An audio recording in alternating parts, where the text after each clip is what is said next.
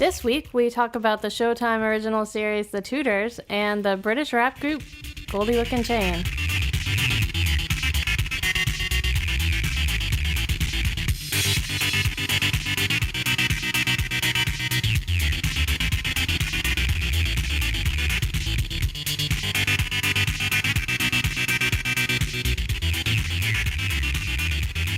Welcome to another episode of the New to You Show. I'm one of your hosts, John Holt. With me this week is... I'm Mary Varn. And Keith Vincent, one of your other hosts. All right.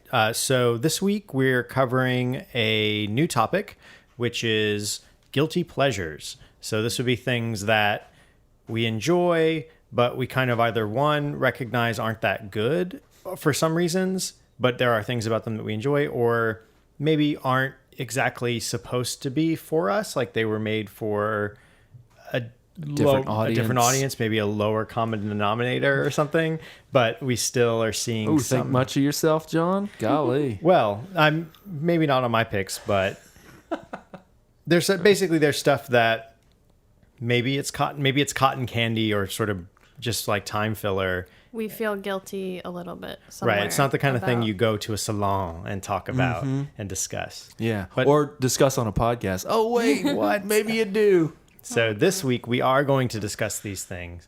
But before we get into this new topic, let's ask Keith what was new to him. Well, it's not exactly new. It's been on for a couple weeks, but I only discovered it recently. The show is called Moon Boy, and it's on Hulu. I don't know if you've seen this, but it's a great little show out of Ireland, and it's about a little kid who has a imaginary friend who happens to be the guy from the IT crowd who was also in Bridesmaids. Oh yeah, Richard Ayoade. Chris O'Dowd. Oh, yes, awesome! Yes, yeah. Who's also in the that HBO show? He's in tons of stuff. He was in Girls. Yeah. Mm-hmm. He's on that show with Family. Yeah. Tree. Yeah. Family Tree. Yeah. But he's great, and he is one of the creators or writers or something of the show, and it's got a nice little. It's neat because it takes place at the time that he was a child, so all of the stuff is things he remembers as a child, and wishing he had kind of someone to talk to about it. So it's got kind of a Calvin and Hobbes feel to it, in that, you know, we're all hopefully smarter than this kid who's just fumbling through this stage of his life. He's around 12. He shouldn't still have an imaginary friend. All of his friends' imaginary friends are dying off, and it's just it's a cute show. I really like it. Oh, that sounds cool. Is it Hulu exclusive? Well, I don't know if it's Hulu exclusive. It's made for Hulu. Okay. But you don't have to have Hulu Plus to watch it. Awesome. But you do have to. It's coming out once a week. Like you can't watch the whole thing. It's not like Netflix where they release all of House of Cards at once. And well, I wonder if you have Hulu Plus, perhaps you can watch them all. Oh, right. Gotcha. Cool. But I refuse to pay Hulu Plus. Yeah. Because I used to watch Hulu for free all the time. I still do. Yeah. Well, their heart's in the right place. It's the content. The man. All the studios taking the stuff away. But so what's new to you, Mary? Well, I am almost done with the new Dan Savage book, American Savage. I'm audio reading it. He reads it. I'm a big fan of his. I listen to his podcast, so listening to him read me his book is kind of like his podcast, but it's more memoir-y. And you know, it's good if it is memoir. It's not an advice book or no, it's not really an advice book though. It's kind of a cross between a memoir and just sort of him summarizing his main, like the bullet points of what he stands for. Okay. So there's some advice in there, but actually a lot of it, and that I don't enjoy as much, is that it's kind of political. It seems like the second half is him talking about all kinds of political issues, and I agree with him probably on almost all of them or all of them, but I don't know, I just wasn't interested. I already know it's just fracking that you disagree with him with. It really gets on your mind. I don't know if he talks about fracking, but he oh, fracking? I meant fucking. Sorry. Oh, right. Yeah. Dan Bleeping. Savage. Yeah. But yeah, there's some interesting things about him I didn't know, so I recommend it if you're a fan of his. I'm a big fan of his. He comes on all kinds of different podcasts and shows that I listen to. He's always a pleasure to hear. And just, I mean, everything he says is just all common sense. It's like, yeah, no kidding. Yeah. Like you needed to give advice on that. It's Yeah. just kind of do the right thing. Yeah. Yeah, his he has the Savage Love podcast, and it's really good. And usually it starts to get into some like corner cases and sort of like polyamory and sort of complex relationships and sexual relations within those relationships, which is kind of neat. Yeah, totally. But yeah. He's cool. And he always has his little rant at the beginning, which is fun too. Even though I just said I wasn't enjoying the political part of the book, his rants in his podcast are always fun. They're smaller and more concise, Yeah, I'm sure, than in the exactly. book. Yeah. John, what was new to you this week? So this week I finished I guess it would be 13th or 14th book in the Wheel of Time series. So that was a series started by Robert Jordan. He finished the first 11 books in what was supposed to be a 12-book series and got cancer, and it was terminal. And he gave his wife as many notes as he could. I think he sort of like talked to her about who they might want to have finish the books. I don't know if he had any part in deciding who would be the person. I think they talked a little bit about like what he would be looking for in it, and gave her he gave her as much information, like huge info dump before he passed away. And so then it was kind of up to her to pass the torch to another author.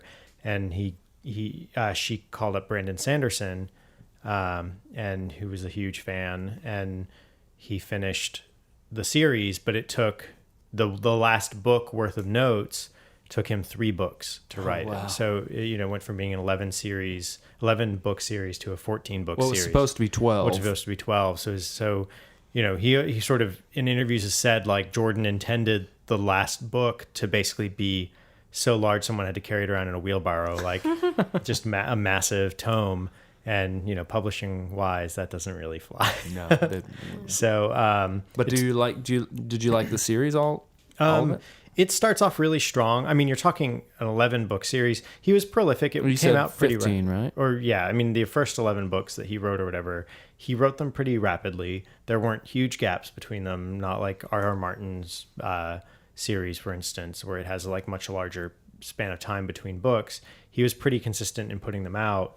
But it's still, I guess part of it is it was probably fresh and really exciting back when it started. And I don't know if it's an epic issue. Like Lord of the Rings kind of has moments like this too, where there are sort of slumps in the story or in the arc before it hits like most of the last book, Sam and Frodo parts of the Lord of the Rings trilogy they're kind of a drag. Yeah. Like it's basically a road movie at that point with these two guys, and it's everything's tough. a stroke. Like Right. the air sucks. No Right. food, no water for Right. And it's like 300 meanwhile pages. back in the war. Yeah. And it's just intercutting between like the whole sluggishness. time they're like, why didn't those eagles come and help us earlier? So with a We're with going a to get so much longer hate mail for hating on Lord of the Rings. but with like a longer series, you have that span of 3/4 or a third of a book in a trilogy now spans over 4 or 5. I mean, 3 books, 4 books plus. And so in this 14-book series, there are a lot of characters. There's a lot of story and setup. It's also of a different time where he's a lot more precious with his characters and things aren't as in-depth as you might think. So it's really exciting and good and flavorful and better written than its contemporaries from back in the day, like Dragonlance novels and stuff. But I don't know if it aged with its audience, which is sort of an interesting thing to watch. And so when you get to the ending and the culmination, like Harry Potter, I think grew up with its audience. She matured. She said that on purpose, yeah. But she matured as an author. She said she was writing for her kids, and as her kids got older, the subject matter did. Right. And the characters got older.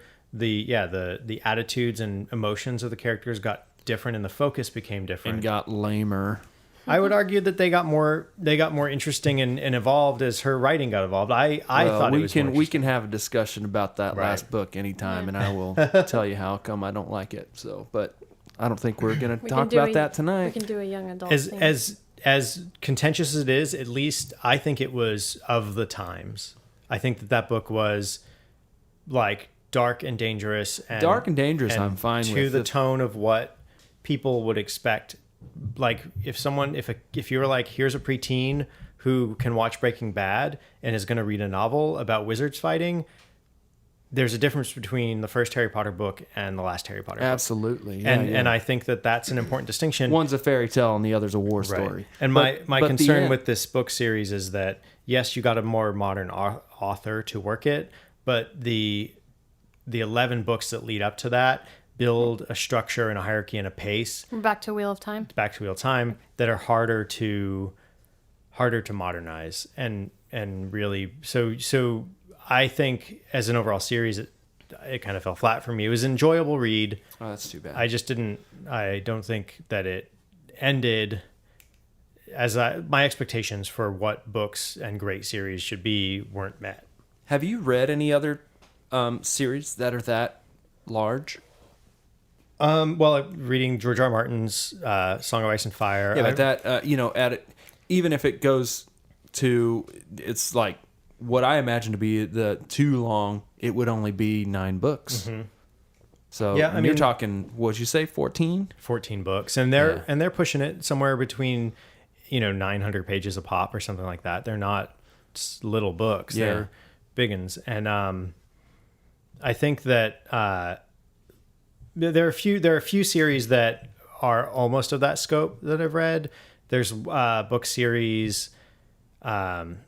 I don't even remember the name of the series anymore, but I found, I mean, it's beneath those two series. How many books were in that? What was it? The Dark Companions or what's that book you? 3. There are only 3? Which one? The Philip Pullman stuff? His Dark Materials? Dark Company? Oh, the Black Company? Black Company. Ooh.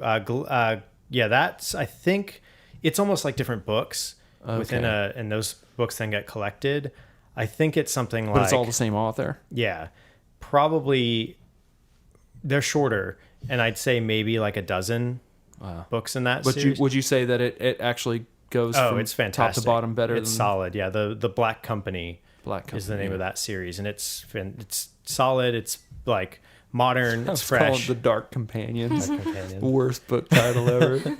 Well, it's like there's his Dark Materials, that Philip Pullman series. There's all kinds. That's the Golden Compass. That book, that series. I read the whole series. I was not a big fan of it. Oh, you weren't? I love that series. I loved the started first one. so strong, and it just kind of like teetered off. Oh, you guys are wrong. I love that series. Did you like it? Well, all right. So we're just going to have to have a literary episode where we just basically duke it out about why we think certain things are one good. One of the best. This was a 5-book series. Lloyd Alexander's Terran, or the Black Cauldron series, basically. Oh, neat! I don't know that. Really good. The Disney cartoon was based on. Yeah, it's based on the second book. Wow. So that series of 5. It also has 2 slumps. The third and fourth book slump off, where they're basically dealing with the character and his sort of like. I'm hoping we're in a slump with the Game of Thrones stuff. It's sort of like, I guess it's that period of time when that they don't show in the films when Luke is off becoming a badass. Yeah. And then he kind of shows up in black and he's like, all right, I'm Luke now. I'm a Jedi. Right. What do you know? Those are the books that they do have to tell you something about and end up being slower. They can't just always omit all that's that stuff. definitely happening in Game of Thrones, but we'll talk about that some other time. So let's get back to topic. So Guilty Pleasures. This week we've got 2 great picks, and let's roll into them. Yeah.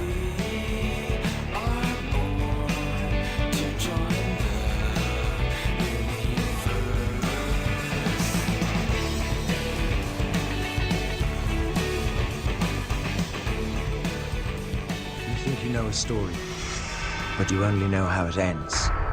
To get to the heart of the story, you have to go back to the beginning.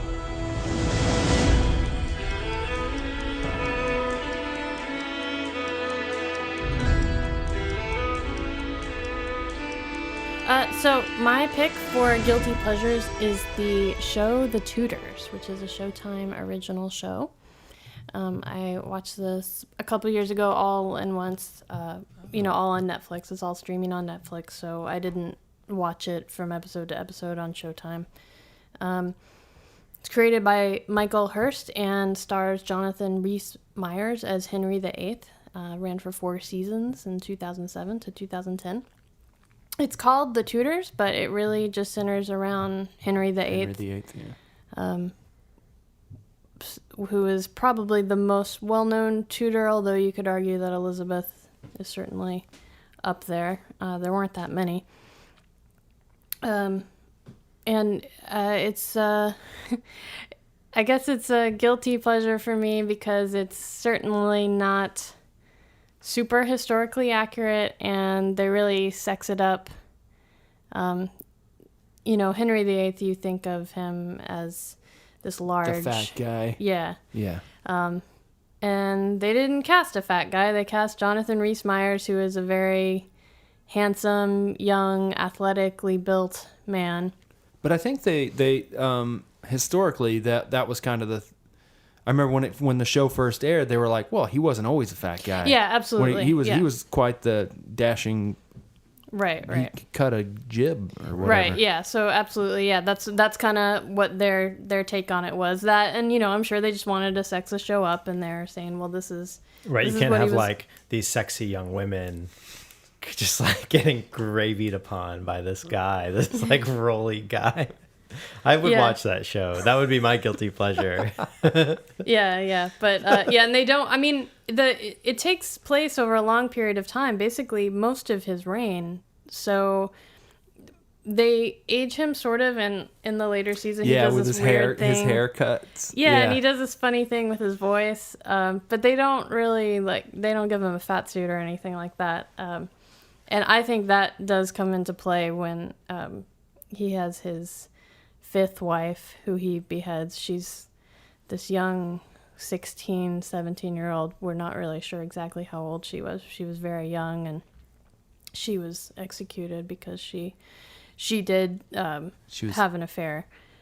And I think she would be even more sympathetic if you saw her, married to the fat old king. And well, the few episodes I showed, they were having the investigations to see if Anne Boleyn was being unfaithful, and they were showing them torturing the people until they said yeah. So I don't know if that's what happened in the later seasons, but everyone was unfaithful if they're going to torture you until you say they are. Right. Yeah, no, they did torture them. We're pretty sure historically, and I think in the show it happens that they do torture her lover, but I think we know historically that she admits to, I'm talking about his 5th wife, Catherine Howard, I believe. Catherine Howard. So she did have sex with another guy, and she was in love with him, and she declared her love for him the block. But Anne Boleyn, historically, we're pretty sure all those charges were not true. Trumped up. Yeah. And that they were all, it was all torture that got it out of these poor Works guys. for the Spanish Inquisition. Yeah. So what do you think makes this a guilty pleasure? Like, what's the Why don't you just consider this a good show? Right. Yeah. Why is this sneaking candy? I think because it's I don't know. I think partially it's the historical differences. Although I think those are okay. I understand why they need to do those in some instances. And then part of it's, just it's sexed up, and I don't know. It's just, I'm not convinced it's that great of a show. Like, I think it could be a lot better, I guess. It's like a BBC CW. Maybe, yeah, a little bit. I mean, yeah. But some of the performances are really good. Natalie Dormer as Anne Boleyn, who is also cast as Marjorie Tyrell in the Game of Thrones HBO series. Alert. She is really good. Jonathan Rhys-Meyers, I think he's pretty good. I think he's a pretty good actor. He gets a little weird in the later. I didn't see many of the. Yeah, he does this weird thing with his voice, but I guess he's got to do something to. Right. England needs someone. They need someone to stop. Is that how he Batmans it up? He Batmans it. It's like Christian Bale. It's his gout. I'm Henry VIII. But about the historical differences, I heard a story from one of the writers. It was some like on NPR or something, and they said that there was really an episode, like as writers, they're looking for little anecdotes in history that really happened, and he was saying there was this thing that really happened where Henry had his bastard son, Henry Fitzroy, who later died, but he had him by a mistress. And when he had this boy, he had a big party to celebrate. Because he finally had a male. Right, because he had a son, who was still alive and seems to be healthy. So he had this party. His poor wife, Catherine Aragon of Aragon, came to it, and there are all these. It was a big feast, very elaborate and everything, and then there were all these ordinary people outside, big crowds, and the guards were kind of warning Henry, like, just be aware, there's all these people outside. We're a little worried. And Henry said, let them in so they can see my son and or I don't know if the son was there, but, celebrate and everything. And so they did let these people in, and there's all this nice silver and gold silverware, flatware and everything. And Henry said, everybody take a token to celebrate this. And so, of course, they just loot the place, and they start taking the clothes off of the people. So there's like some naked noble men and women who are just like, trying to protect themselves. And the writer said they actually shot that scene, but it was so crazy that they just thought no one's gonna believe exactly this. Yeah. So there's things like that where it's just blatant historical inaccuracy that you're like, ugh. Well, that happened. Why didn't they show it? No. I'm saying that I guess there's just things come up dramatically where, like for instance, Henry in reality had two sisters, I believe Mary and Margaret, but they just make it one sister, Margaret, because they didn't want two Princess Marys, because they called his daughter Princess Mary at that time, and they called his sister Princess Mary, and they said it was just way too confusing. I love that when people when the powers that be err on the side of thinking everyone's too dumb to figure it out. It's just like, I'm sorry, I'm smart enough to know that the baby isn't his sister. Right. It's just, I hate that. But at the same time, I jumped in just because Mary kind of warned me that the first season is a little bit of a slumper.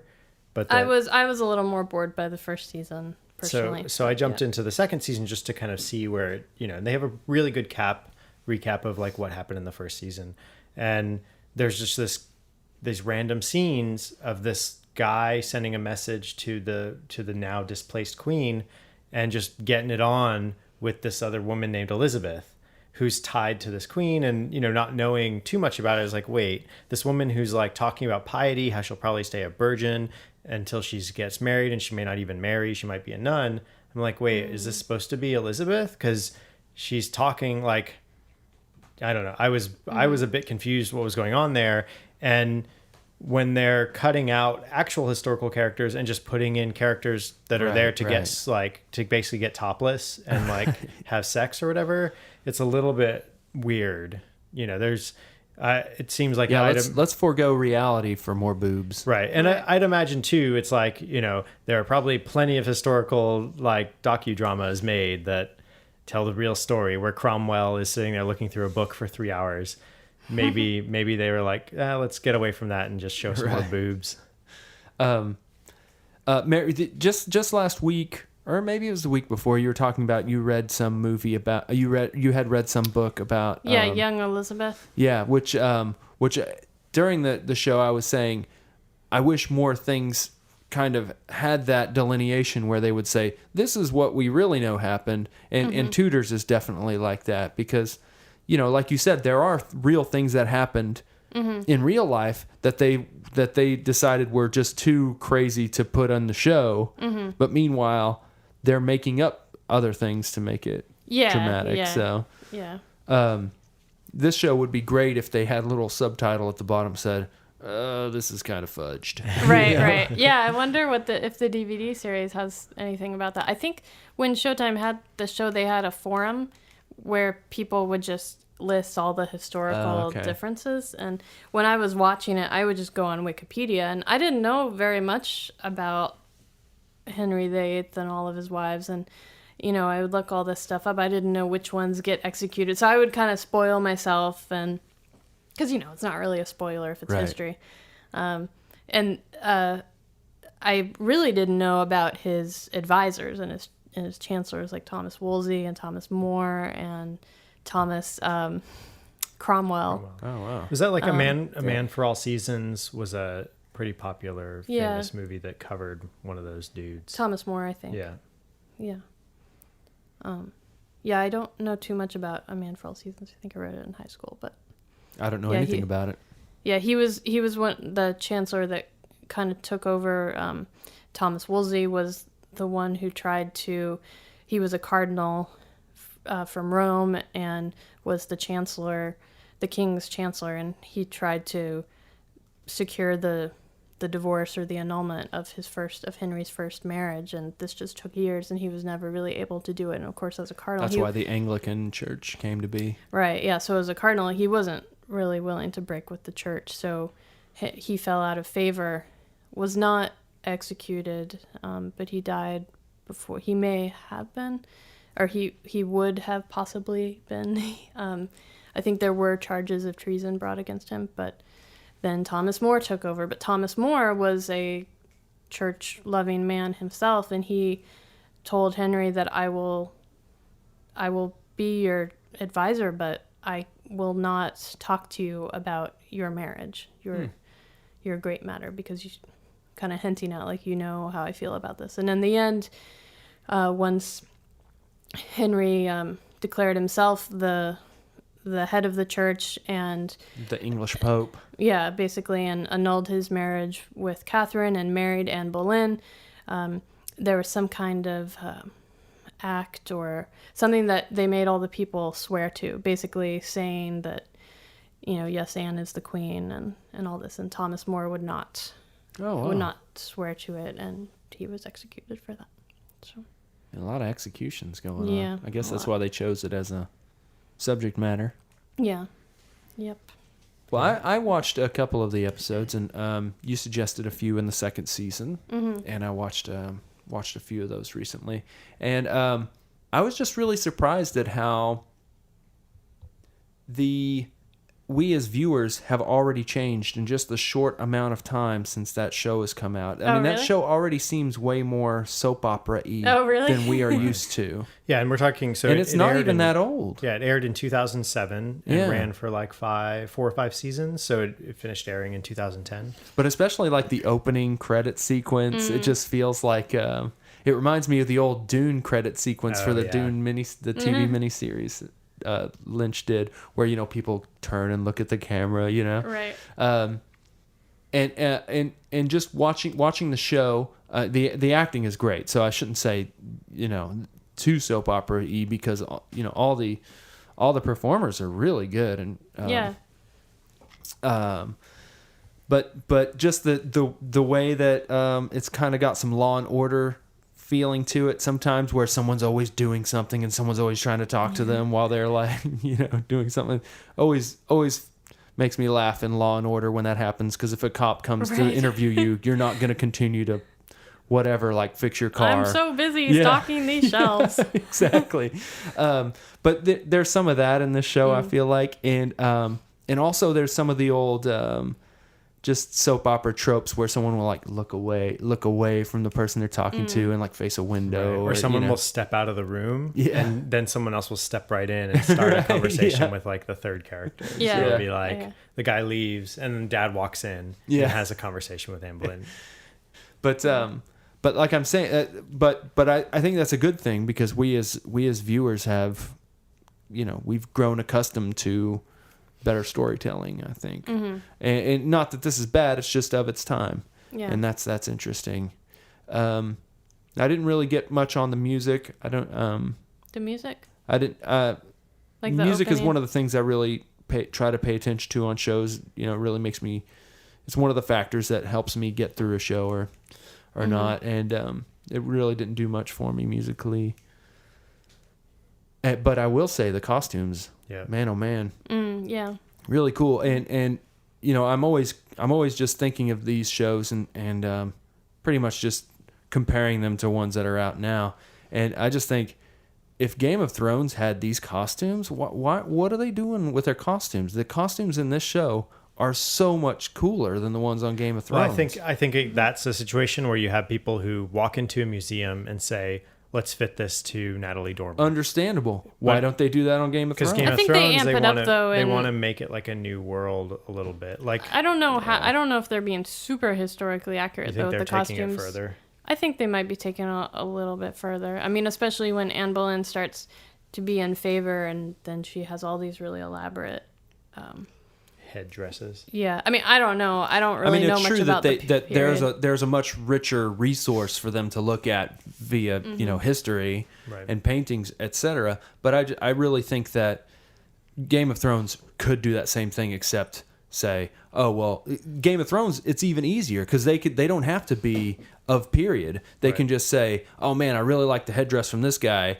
The way this looks, but I also really love the headdress of the Mayan whatever. Yeah. And, they can make really Right. cool stuff. I just really... It's Well, probably just a budget thing. I mean, Game that's of true. Thrones That's is so everybody- expensive. it's They have always so the many same, yeah. locations. They have VFX. Tudors didn't really have all that. And the Tudors too, you don't need to build these places for a lot of it. You just go to them or find places that are I'd imagine there are docudramas that have been shot. I mean, I think it's just where a you- set. where you may have the set built already and you just have to dress Yeah. it better than Well, all they have to do is go to where they shot Robin Hood, Prince of Thieves, and Yep. do everything there, because that was Exactly. perfect. That's right. Perfect. Exactly. But I think those places burned down in London. Like I don't know the name of the palace where they live, but they're not around anymore, right? Somebody Sure. tell London us. Bridge. I Yeah. don't know. The whole place, the whole thing would have been I shot heard on London about Bridge. that Yep. when I was playing on a playground. I remember hearing about that burning Yes. down. That must have been Yeah. sad. Yeah. So yeah. John, But what did you like- think, Holt? Yeah. I thought it was fun. Again, I think I jumped right into the middle, so I don't know. I Because don't. Mary was watching it furiously. Yeah. Well, no. I mean, I didn't watch it when she was watching it. I haven't watched. I've probably watched an episode here or there prior to this, but this is the first time I sat down and like focused on an episode, and I think I probably gave the first episode of the first season a try a long while back, but I just kind of forgot about it. It's one of those things where it's done, which is nice. So I'd imagine like there's something nice now about the way people consume TV. Yeah. That knowing it's done, that you can get in there, watch it from, A to Z in a sitting if you really are dedicated. But you can get Or definitely a long weekend. yeah, you get all the way. You can watch this thing, eat it a couple episodes a night or whatever, and get through this whole deal. And there's a lot of detail. There's a lot of characters. There's a lot of story, and it's compelling history. There's reasons why there are books written about it all over the place all the time, and there are people who dedicated their lives as historians to this family and this specific, time period. It's pivotal. I mean, it's the Reformation. It's a big important time, and these are the volatile, emotion-filled people in the center of that, and that's pretty interesting and exciting. It is a little bit weird to kind of get the sexualized soap opera version of it, but that makes it exciting too, I guess. It's like a candy coating. Well, I think all these shows on Showtime, HBO, now Stars. I don't know. I haven't seen many of the Stars shows, but they always feel like they always feel like they have to pump up the nudity because that's what sets them apart. Especially now that Mad Men and stuff are on TV, they can say, well, they can be all slick and stuff like us, but they can't show nudity. Right. Right. So that's always kind of a selling point for them, I guess. I don't know, but it's weird that it's so done. Yeah. I feel that way on. Trust me, Game of Thrones, the books are chock full of sex, but they put in even more in the show. Yeah. It's just like, Yeah. I mean, I think there's something to be said about having the freedom to just show what you need to show. But I agree, but it's almost as if they're shoehorning more in it. Yeah, you need to. Yeah. It needs to fit the story and be validated. Yeah, I think it does actually fit the story in the Tudors. It's just that the story they're going for is one about Henry having all these mistresses and everything, and but it's like I said, I didn't know much about all the details of the Tudor stuff. So when I was watching it, I just looked stuff up on Wikipedia, and I think it's a great way to learn about cross-reference. Yeah, while you're and watching. a lot. It's not as big of a departure from the series as I would have thought. You're one of those people that watches TV with an iPad. Sorry, with an iPad on. No, it depends on the show. This show, it didn't hold my attention as much as other shows. Like, I would never do that with Breaking Bad or Mad Men or or Game of Thrones. Some shows that I love so much. All I'm gonna do when I watch them is watch them. Yeah. But this, I think also I watched it while I was working. Breaking Bad is not very historically accurate either. That's true. That haircut was not popular. Yeah, and they did some they did the Mythbusters about Breaking Bad too. Oh, and really? They like the whole acid eating through the guy in the tub, and then the tub falling down. That they were basically determined that probably wouldn't really happen. It wouldn't eat away that much other stuff. Thanks, Mythbusters. Yeah. There you go. So Mary, what would you recommend? Would you recommend? I mean, it's a guilty pleasure. Is this something you'd say to someone, "Hey, you should watch The Tudors," or is there something else? Because what you kind of told me too is that this also kicked off your sort of delving deeper into the Tudor reign, in the 16th century, and that historical time period. Is there something you think that you found since you watched the series that might be more substantial, or something else that you say, yeah, watch it, it's fun, but you should also check this out or this out? Yeah, I would check out. I mean, I would say watch.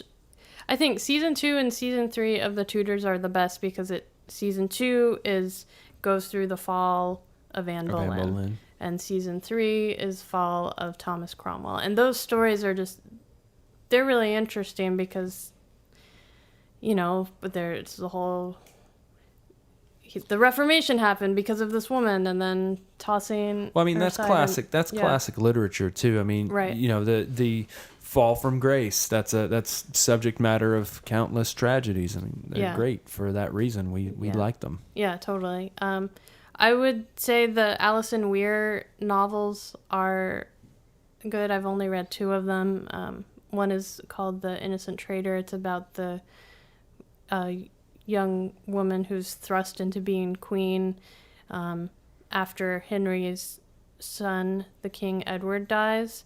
Between him and Queen Mary, Henry's daughter, taking over. Mary, Queen of Scots? No. Bloody Mary. Yeah.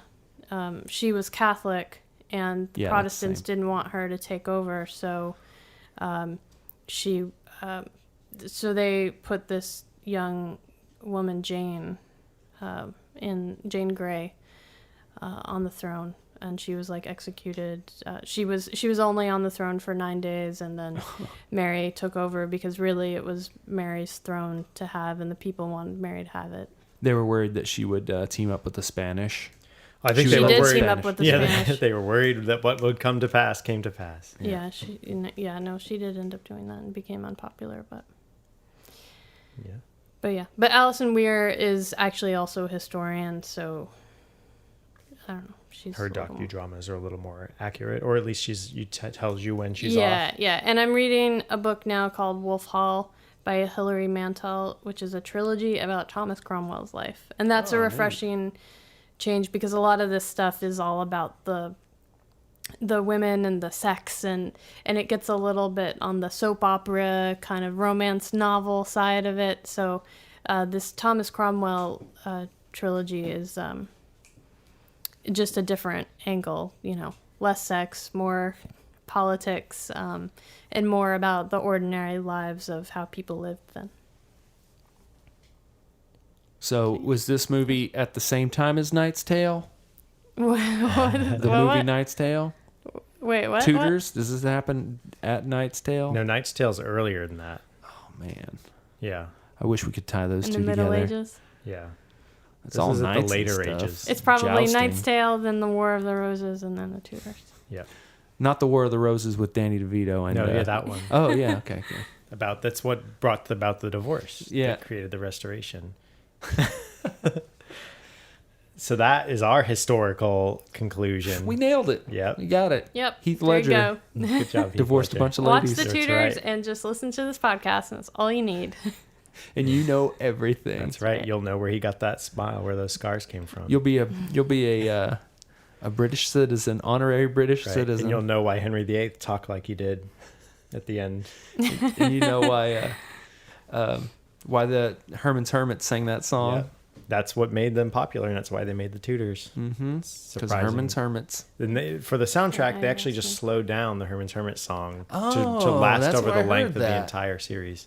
That One makes song. sense. It's really interesting. That is cool. Now you lost me. There's a Herman and the Hermit song. Herman's Hermits. It's like Henry. I'm Henry VIII. Oh, I am. that, yeah, I Henry know that. VIII, I am. I got married to the widow next door. She's been married 7 times before, and everyone was a Henry. Henry wouldn't top a Willie or a Sam. No, Sam. I'm a right old man. I'm Henry. Henry VIII, I am. I am. Henry VIII, I am. So where does that... Second verse, same as the first. Where does that come from? From Why Henry did they VIII. say... But I don't get it. It's just it's a play of like I think it's like a Henry kid's VIII, song. but he's not really Henry VIII because he's only Henry VIII because he's the 8th Henry that this widow lady is married. Oh, okay. And she never married a Gotcha. Sam or a wouldn't Henry marry a Willie or a or Sam. Willie, yeah. But yeah, so there you go. So that wraps this All up. right. So So the Tudors. Yeah, from you can watch it on 2007. Netflix. It's Showtime. streaming. It's on Yeah. Netflix Yeah, and it's from streaming. Showtime. It probably... And it's good. I think it also showed on BBC. Like, BBC got the rights to show it. And Yeah, CBC Britain. TV and BBC Two showed it. there you go. Yeah, it's called Research. And they were like, man, this show's so historically accurate. We got to show it in Yeah. Britain. They show it in classrooms. and then in Britain they made a show called The White Queen. Oh, looks really that's good. show. It it's came out on playing BBC. Stars now. Yeah, now it's on Stars, and I don't have Stars. Is I that really want to watch is that based on historical thing? I thought Yeah, it was a total fake. I think it's based on. It might be based on a Philippa Gregory, who's also a big historical Of the Tudor novelist time? of the Tudors. I haven't read any of her books yet, though. She wrote The Other Boleyn Girl, which that movie was based on. Is that any good? Did you see that? I did not see that. I think that The White Queen may be based on one of her books, which is about the women in the War of Roses time. And the War of Roses was neat. what led up to the Tudors taking power. Yeah. All right. So, would you say guiltily for people to check this out, to sneak it and see it? Yeah, do it. All right. But apparently not the first season. Is it worth getting? It's worth getting I'd through the wa- first season I just to would- get the. I would watch if you're really bored by the first season, I would just skip to the second season. All right. That's where it really goes down. Well, thanks for the pick, Mary. Thanks, Mary. You're welcome. I'm Henry VIII, I am. Henry VIII, I am. I got married to the widow next door. She's been married 7 times before, and everyone was an Henry. Henry! Wouldn't have a Willie or a Sam. No, Sam! I'm a right old man, I'm Henry. Henry VIII, I am.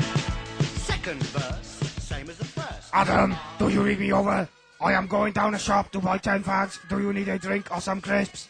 You can't go down the shop like that, man. It's my new skin. I am a robot. I have interfaced with my spectrum. Behold. Stop talking like that. What do you mean? It is my normal voice. My computer-integrated voice circuit is making me speak like this. I am a robot! I am a robot! Dinatone, Spectrum, Pac-Man, Commodore, ZX81, Donkey Kong in high score.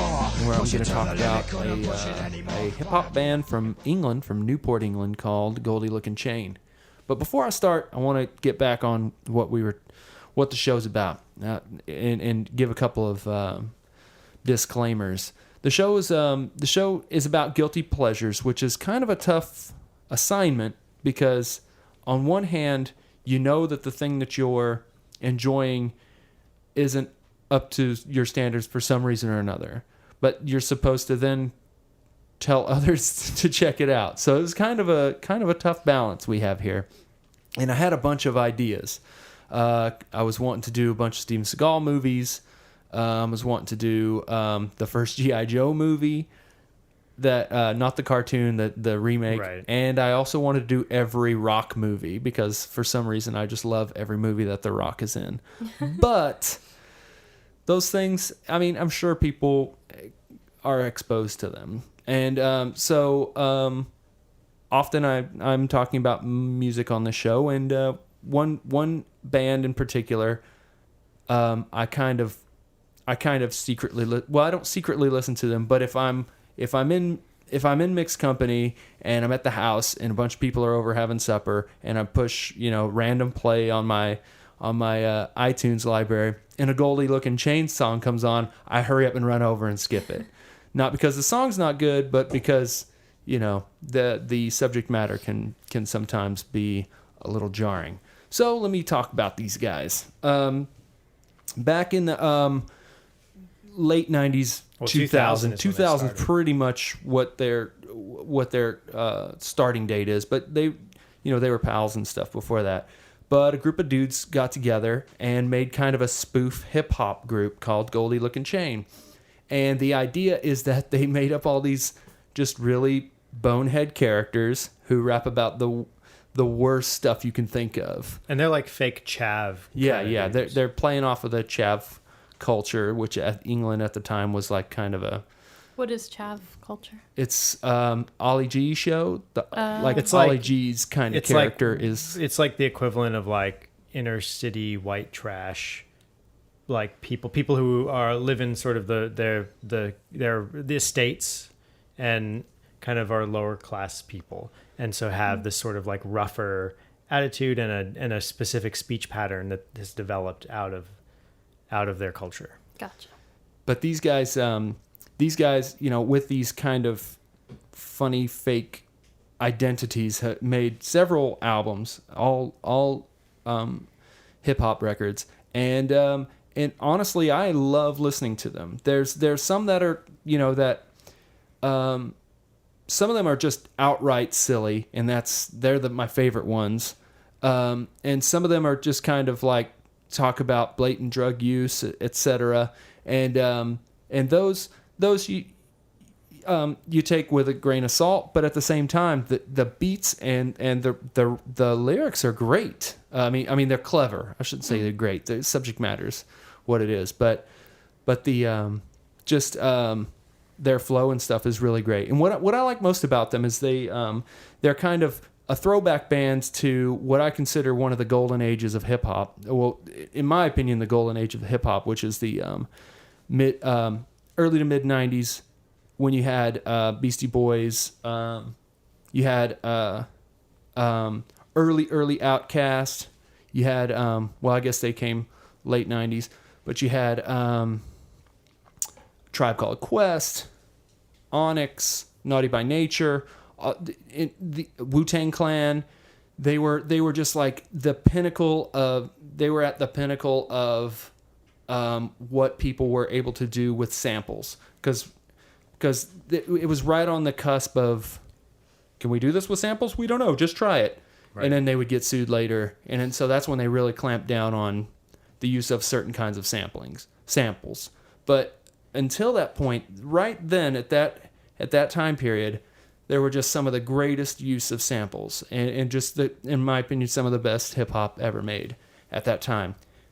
And Goldie Lookin Chain really throws back to that period. A a lot of their songs are kind of looking back at that time, nostalgically, and because of that, they're using they're using those rhythms, they're using those samples. It's just great, using those bass lines and beats.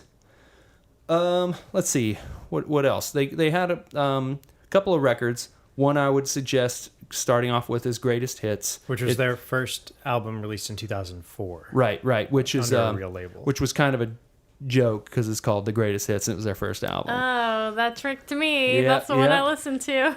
And on it, what were some of the highlights, John, on that? Suicide. Self-Suicide is great. Your mother, Half Man, Half Machine. Your Mother Has a Penis. I think that Your came Mama out Has a later. Penis. It might be on I listened there. to it. Yeah, it's on today. there. Oh, okay. It's tough because they basically, you listen to the first few albums and it's the same tracks a couple times over. Like they didn't have too much variety early on. They had like one or two singles past that, but this first couple albums were a lot of the same tracks, retread. So the easiest way to get into them is to just go in and with the kitsch value. They have a song called Your Mother Has a Penis. That was the first song that I was ever introduced to of theirs by John Holt. He doesn't remember sending me this link, but that just goes to show you how many silly links he sends out every day at work. That he sent me the link to this video with a hip hop song about, your mother has a penis. And and it was through that song that I was just like, man, I like these guys. I'm going to keep listening. And so I just kept going down the line. And I never really went album by album. I just pretty much went on iTunes, listened to some stuff. Oh, that's a good one. Boom, take it. That's a good one. Boom, take it. And I would recommend doing that. I don't think anyone really has to go through the records. Just find some highlights. And I can tell you a couple of highlights in my opinion, but Guns Don't Kill People, Rappers Do is a solid rap song all the way through. I don't care. And anyone could have sang that song. It's great. And Woke Up Today and Everyone Was a DJ. I think that's a pretty universal song that anyone would like. And then from there, it's just kind of like Choose Your Poison. They got songs about. They're a lot of fun, like weird songs. Self-Suicide's great. It's a song about them trying to kill themselves to get famous. Like how many other like people Jimi Hendrix. Famous. Yeah, it's like Elvis was dead famous. Right. So why why would you say this is a guilty pleasure, but like Weird Al is maybe not? Or is Weird Al also a guilty pleasure? I would argue that Weird Al is not a guilty pleasure because he as a craftsman, he's no one can touch him. These guys get a little lazy on some of their production and some of their lyrics too. Sometimes get a little lazy. And the thing that the reason I consider them more of a guilty pleasure than a solid act, and the argument could certainly be made that hey, these guys are just good. But the reason I think that they are a guilty pleasure and not a solid act is that if Weird Al only did parodies, that's kind of what these guys do. They're a parody of a thing. So in a way, they're almost not creating anything new.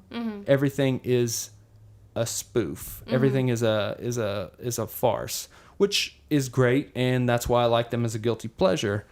But as I can't say these guys are true artists. Right. Well, I mean, I guess I would kind of argue a little bit there that they're not doing parody songs. It's genre parody. Yeah, they're which writing in and of itself, it's lyrics, sort of like right? Tenacious D is sort of a genre parody. Comedy band Flight of the Conchords is a genre parody. Like their songs are sort of a certain style, and of a certain type. Like D sort of like leans to that, classic rock. Well, I think Tenacious D is a good comparison to these guys because there's a lot of Tenacious D songs that I do roll my eyes at, and I like them. But at the same time, I'm like, I can't play that for my nieces and nephews. Right. Well, yeah, but that's different. I than think too, being like a guilty this pleasure. band also they revel in, they're sort of they also play up and are part of the like pot smoking mystique. Yeah. And that pot smoking culture, which is something that Like which is detailed very, very specifically in the song "Soap Bar." yeah, like smoking a soap bar. Very Well, weird. Soap Bar is is this really low grade stuff, I guess, from Holland that is chock full of bad plastics and stuff. So, so they sort of revel in that, and then they also revel in like sort of silly controversies where they have a thing like sort of a joke fight with David Beckham or whatever. And there are other bands that came out around the same time that were doing like Group Arabex was I don't know what that is. Remember they did like Mario Twins, Twins. yeah. And they came out, I feel like, way before these guys did. Just a couple of years though. Was it like 98 that I first heard that? Really? Maybe I I'm was wrong. on Newgrounds, but it was Group Arabex was basically like a fake, like white boys pretending to be Arabs rapping and doing like weird hip hop. And then you also had, who this really reminded me of was the band, and I'm bad for blanking on the name, but they later cut that track, "The Roof Is on Fire." Oh yeah. Yeah, I was a big fan of the Bloodhound Gang. Yeah, the Bloodhound Gang, their first album, which I loved that record, but it was way a guilty pleasure too. But for me, that's not a guilty pleasure. I loved like, I think they put out 3 records that I really liked. Right. Well, their first One Fierce Beer Coaster. Yeah. Their first record for me though is more like, it's solid. There's some like, it's not stuff you play for your grandma, I guess, depending on how cool she is or whatever. But I think that the production quality on that and the subject matter on that is a little more cohesive and solid. It's exactly, in my opinion, the Bloodhound Gang is exactly exactly Goldie Lookin Chain, except Goldie Lookin Chain is taking it less seriously than the Bloodhound Gang. I think the Bloodhound Gang is a lot tighter a unit, and I think their lyrics are smarter and stronger, and I think that their production quality is more their realized. Production quality is what got them in trouble. Because they didn't get permission on any of their samples. What was that song? "Pretty When You're Drunk"? Yeah, you're pretty when I'm drunk. Yeah. And I'm pretty fucking drunk. So they were. I mean, this band is also like, part of their mystique is they were like discovered by a label through The Darkness. Yeah. So, well, the Darkness, the band, if you remember, of course. We listened to them a lot at the old office, Mm-hmm. but there's kind of a throwback. There's a car commercial on right now that features them, and it kind of makes me a little nostalgic for not even that long ago, but the I Believe in a Thing Called Love. Yeah. That song, really But catchy. the idea is that the label EMI or whoever The Darkness was under saw them listening to Goldie Lookin Chain on their tour bus. I think it was Atlantic. Yeah, and Records. and we're like, oh, well, let's talk to these guys. So that's the folk tale of how Goldie Lookin Chain got even found. So you have this band that's already verging on parody, and sort of like this. The Darkness is a weird kind of like pseudo parody band. Exactly. Discovering this comedy band who really, like, a number of their tracks are paired with YouTube videos for a reason. Yeah. Because they are comedic, just like visual. Group Arabex. You will find their stuff. You'll find Mario Twins and Strawberries on Newgrounds or on YouTube. That's where you'll find it. So I think these guys are in that same vein where they're sort of comedic musicians who have gotten more of a following in some areas and have played a few places, but let me put this to you guys. So I'm presenting these as a guilty pleasure, and I might not have made my case for why I consider them a guilty pleasure. But would you guys consider them not a guilty pleasure?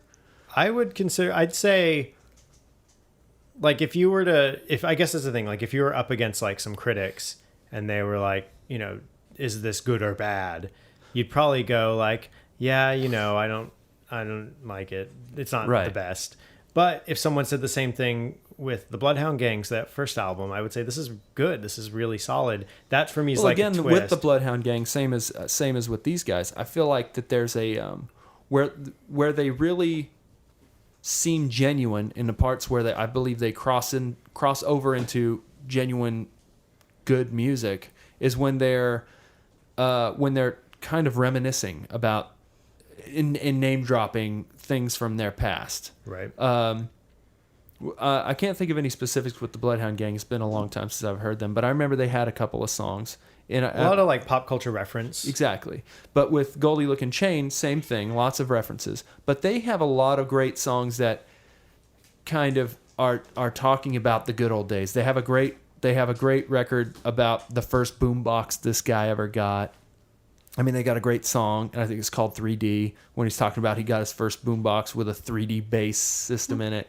And there's a Roller great Disco. Roller Disco. That's one of my favorite songs of theirs, and it's because it really feels like it sends me back home. It reminds me of those days when the only place you could hear what you considered good music at the time and be exposed to new stuff was at the roller rink. And it's those songs, and there's the song Rollin', where they're talking about like taking the dad's car out for the evening and getting all your friends together. I mean, those are real legitimate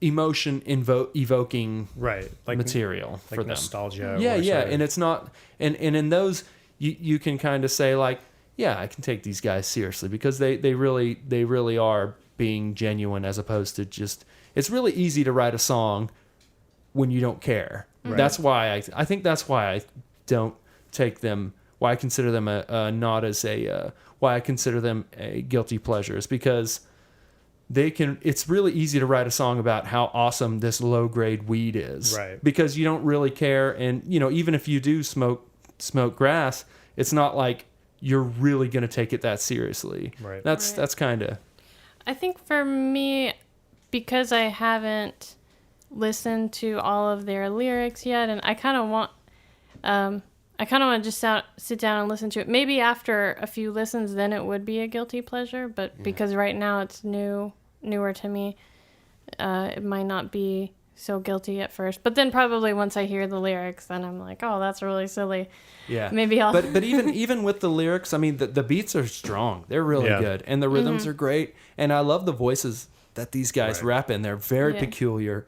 And it reminds me of, it sends me back to a little old Wu-Tang Clan, where they had a really big group of guys. Everybody had a very specific voice that they brought to the table, even a specific flow and style. And that's kind of what these guys, Goldie Lookin Chain, remind me of, but in a not so serious way. But man, talk about, I mean, these beats are great for parties. They're really great for dancing. Give them a listen. But I think it's, everybody's going to have their own different definition of what they feel guilty about. So for me, Weird Al kind of is a guilty pleasure. I can understand that. Yeah. I think he's great. But we played him at work one late afternoon or something, and we were all kind of like, aha, we're so silly listening to Weird Al. I think because kids can really like Weird Al, and he's been around for so long, it's not challenging or for me anymore. It's just kind of silly and fun and entertaining. I think that with Weird Al, you consider it a guilty pleasure because you think it is for kids. But for me, I'm like, I grew up with Weird Al. I'm not ashamed to say he's good. Yeah, you shouldn't be ashamed. I don't think it's a I do think pleasure. He's good. Yeah, no, I think he's good too. But I do understand what you're saying, though. I think it's the kind of thing where you go, I think maybe this is one of those bench lines, like when you're on mark for setting up a playlist for an office, and you're like, especially like a cool animation-y office or whatever that you're in. Yeah, because we're so cool. Well, you know what I mean, like there's you're a level. In Greenpoint, that's pretty cool. There's a level of judgment. You know what I mean? Not really, but there's going to be things that stick out. Yeah. And if Wesley Willis comes up, that's when I'm a little bit like, like this is. Maybe I should have skipped that. I like this song, but Wait, what's Wesley Willis? He's the guy from Alternative Tentacles. He died from 4 or 5 years ago. He was like a homeless guy. Yeah, he had schizophrenia, and he basically would sing to weird? Because his songs were singing to a Casio keyboard, and he'd be like, lick a donkey's balls. Just like suck it's the my same, dog's dick. dick, suck my dog's dick. That's a song of his. Right. Yeah, I think you put that on one of your first mix CDs Yeah. for me. You gotta how test the romantic. waters. We're that Do you old remember that when we all worked at we were all working at an animation company in Midtown, and there was one computer that was set up to be the jukebox, and you know, people were allowed to just kind of dump their songs on there. And the Wesley Willis song came on, and our boss like comes out of the office like, what is this? No one's allowed to play this ever. Yeah, and he was like, really mad. He was Really? like, what the fuck? But you know, yes, it's a question mark. Nobody cared, and it's not like there was anybody else around or whatever. He was just like in that was that one moment where he wasn't the one bringing the controversy. Well, listen, if anyone brings Wesley Willis to the table and says that it's not a guilty pleasure, I would have to have an argument with that person, because I mean I enjoy those songs, but if you For were to public say, consumption, it's a question exactly. mark. Yeah.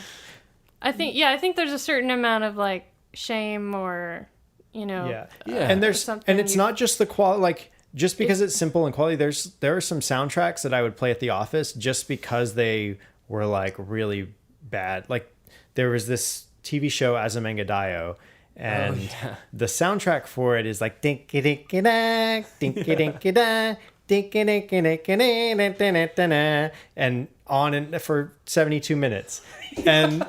And I would just play that and people would pull their hair out. And for me, it's like, that's the kind of thing where I'm the only one who should be listening to this. Like you don't, it's the kind of thing where if you subject other people to it, it's either for your own sadistic pleasure or it's to kind of give them all like a little chuckle. But I will say that this is kind of one of the things that started us on the idea of this show is we used to listen. I used to get exposed to just great music through these ways at the office.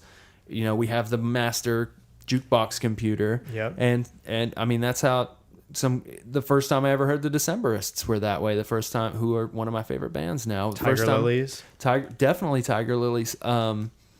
A bunch of weird 80s music from Russia that our friends brought in. What was that? Damien Jurado, Damien Rice, both of those guys I discovered that way. Just some really great stuff. A lot of Tom Waits. Yeah. Golly. I feel like though I'm a lot less likely to feel like any kind of music is a guilty pleasure than a TV show or a movie or even a book, because music you can have on in the background while you're working or while you're doing something, whereas there's more of a time investment. I think it's definitely one thing when you're recommending it to someone. That's what I'm saying. Right. It's like the criteria is a little it's one different. thing to just play it, but then it's another thing to say, hey, you should listen to this. That's why I'm saying, you know, with these caveats, you should listen to this. If anything that I said to you makes you think you want to listen to them, go for it. But otherwise, skip it. Right. Well, I think too that that's a good point, that if it's a movie or a TV show where you're like, you know, I could be doing something constructive with my life for this hour. Like I could actually be watching like a real documentary on the Tudors or something, or reading a book, or John. reading a Come book on. about it. Or, you know what I mean? Right. With music, because you can, some people can't do this because you can usually multitask while you're on listening to music and doing something else. It's a little less, especially if it's in a personal bubble. It's less of a, like, you just let it happen Disruption, to you, right? And it's less of a commitment and therefore less guilt involved. It's really when you subject other people to it, I think that. But that's why Goldie Looking Chain is perfect, because if you don't like it, you can just do something else and still listen to it. And you know what? If I'm jogging and listening to something like that, I am not going to feel guilty at all. I'm going to feel superior to everybody. Exactly. Except the people that are jogging more quickly than you. That's a lot of people, too. Yeah. But that's it. Goldie Looking Chain. Check them out. Yeah, so they're from Newport, Wales. Yeah, South I Wales. said England. They're from Wales. South Wales. Do you know South who Wales. else was originally Welsh? Lots of Lloyd people. Alexander. The Tudors. Oh. There you go. So it all comes around. So their first album, they started around 2000. Their first album came out in 2004. It's called Greatest Hits. Check them out. They are on radio. And probably on a bunch of other places as well. Oh yeah, you can hear them just about anywhere. If in case you guys haven't figured it out already, John and I are RDO subscribers. We're not Spotify subscribers. Sorry, I know everybody else is a Spotify subscriber, but But I bet you can find them on Spotify. probably, yeah. But And you're you not going probably to get that find 'em- information from us because. If you get Exactly. at a We Strawberries, refuse. probably find them at Strawberries. Yeah, Tower Records. Aren't you Spotify again, Gold Keith? Nuggets. Nope. Oh, okay. I don't really listen to much other than when I'm working at an office that I don't get to bring my iTunes library with. I will listen to RDO. Cool. So yeah, thanks for the pick, Keith. My Yeah, pleasure. thanks, Keith. Hope y'all liked it. Yeah, your guilty pleasure. Guns don't kill people, robbers do. Ask any politician and they tell you it's true. It's a fact, music makes you violent. Like Michael Jackson telling little Timmy to be silent. You don't believe me? Here's my hype. Offer me the record and I'll show you the type of criminal. This rap shit is... Such a question, there are right, and there are many possible answers, such as hard work. Feel I'm alone in this whole of existence. I know it takes time, but I'm losing my persistence. The distance is too far. All right, everybody. Thanks for listening to a couple of our guilty pleasures this week on the New to You show. I was one of your hosts, John Holt. With me this week is... I'm Mary Varn.